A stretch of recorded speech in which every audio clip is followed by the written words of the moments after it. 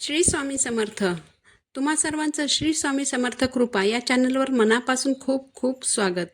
स्वामी महाराज तुमच्या सर्व चांगल्या इच्छा पूर्ण करोती हीच स्वामींच्या चरणी प्रार्थना करते आणि आजच्या व्हिडिओला सुरुवात करते. 25 जून 2024 वार मंगळवार या दिवशी आलेली आहे अंगारक संकष्ट चतुर्थी.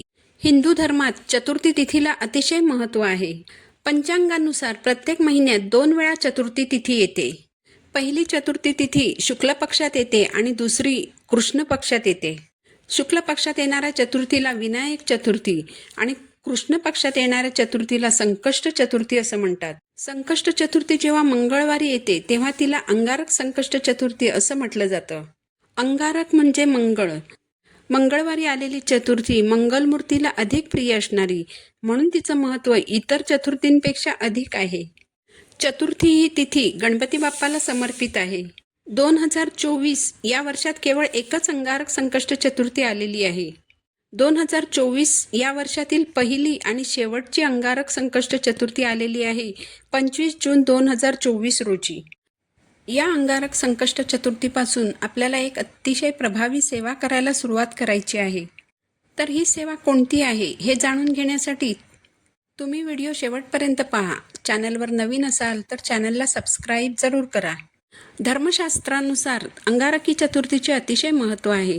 तब्बल 21 संकष्ट चतुर्थींचं व्रत केल्यानंतर जे फळ मिळतं ते केवळ एक अंगारक संकष्ट चतुर्थीचं व्रत केल्यानंतर मिळतं.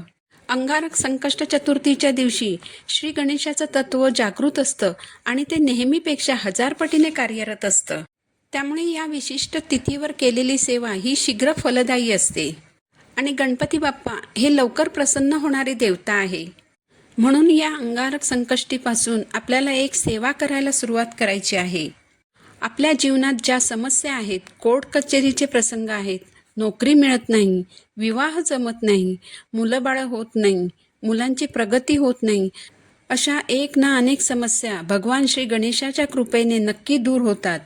जर आपण पूर्ण अंतःकरणाने, भक्तीने आणि श्रद्धेने श्री गणेशाची ही सेवा केली तरच.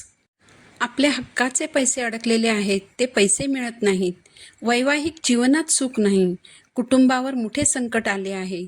या संकटातून मुक्ती मिळविण्यासाठी पूर्ण विश्वासाने आणि मनापासून ही एक सेवा करा.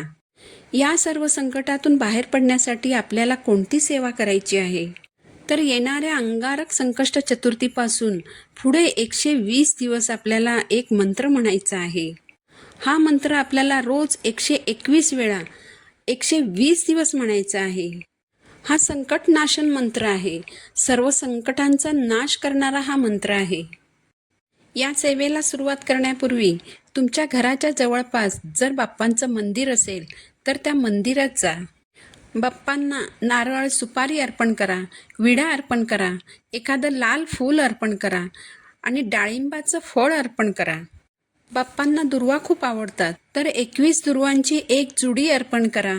गूळ खोबऱ्याचं नैवेद्य अर्पण करा आणि तुमची जी समस्या असेल किंवा तुमची जी मनोकामना असेल, जी कोणती तुमची अडचण असेल ती बाप्पांना सांगा आणि समस्येतून बाहेर पडण्यासाठी मी अमुक अशी एक सेवा करणार आहे, तर ती सेवा माझ्याकडून पूर्ण करून घ्या आणि माझी इच्छा पूर्ण करा अशी बाप्पांना प्रार्थना करा.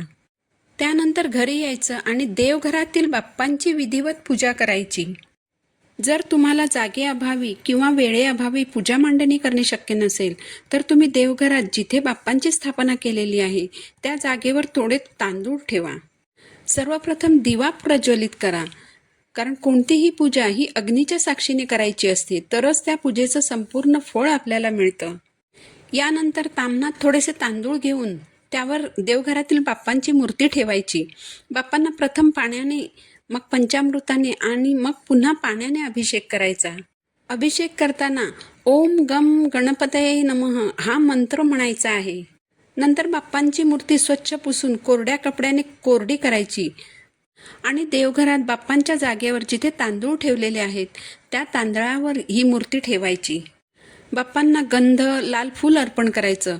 जास्वंदाचं फूल मिळालं तर उत्तम, नाही तर कोणतंही लाल फूल अर्पण करायचं. हळद, कुंकू, अक्षता ओल्या करून अर्पण करायच्या. बाप्पांना जानवं, वस्त्र अर्पण करायचं. 21 दुर्वांची जुडी अर्पण करायची. धूप, दीप, अगरबत्तीने ओवाळावं. गूळ खोबऱ्याचा नैवेद्य दाखवावा आणि त्यानंतर बाप्पांची आरती करावी. त्यानंतर सेवेला सुरुवात करायची आहे. ही सेवा म्हणजे तुम्हाला एक मंत्र म्हणायचा आहे. मंत्र असा आहे: मंगलमूर्ते विघ्नहरा दुरितनाशना कृपा करा. मंगलमूर्ते विघ्नहरा दुरितनाशना कृपा करा. हे गणपती बाप्पा, हे मंगलमूर्ती, हे विघ्नांचं हरण करणाऱ्या श्री गणेशा, आमच्यावर जे काही संकट आलेलं आहे त्या संकटाचा नाश कर, आमच्यावरती कृपा कर, असा या मंत्राचा अर्थ आहे. या मंत्राचा तुम्हाला 121 वेळा जप करायचा आहे. 25 जून 2024 रोजी येणाऱ्या अंगारक संकष्ट चतुर्थीपासून या मंत्र जपास तुम्ही सुरुवात करा आणि त्यानंतर दररोज सलग 120 दिवस अर्थात 4 महिने हा मंत्र जप न चुकता आपण करायचा आहे. महिलांनी मासिक धर्माच्या काळामध्ये किंवा विटाळ असेल, सुतक असेल तेव्हा या मंत्राचा जप करू नये. हा कालावधी वगळून 120 दिवस या मंत्राचा जप करायचा आहे. 121 वेळा जप कसा कराल? कारण जपमाळेमध्ये 108 मणी असतात. तर तुम्ही एक माळ जप केल्यानंतर म्हणजे 108 वेळा मंत्र म्हटल्यानंतर उर्वरित मंत्र म्हणण्यासाठी कोणत्याही धान्याचे 13 दाणे घेऊन या मंत्राचा जप पूर्ण करू शकता. तर हा मंत्र तुम्हाला 120 दिवस रोज 121 वेळा म्हणायचा आहे. 120 दिवसांच्या आत तुमच्या मनातल्या इच्छा, आकांक्षा गणपती बाप्पा नक्की पूर्ण करतात. ज्यांना शक्य असेल त्याने यासोबतच गणपती अथर्वशीर्ष आणि गणपती स्तोत्राचं देखील पठण करायचं आहे किंवा ओम गम गणपतये नमः या मंत्राचा जास्तीत जास्त वेळा जप करायचा आहे. ही एक सेवा जर आपण मनोभावे अंतःकरणापासून केली तर बाप्पा प्रसन्न होतात आणि आपल्या सर्व इच्छा पूर्ण करतात.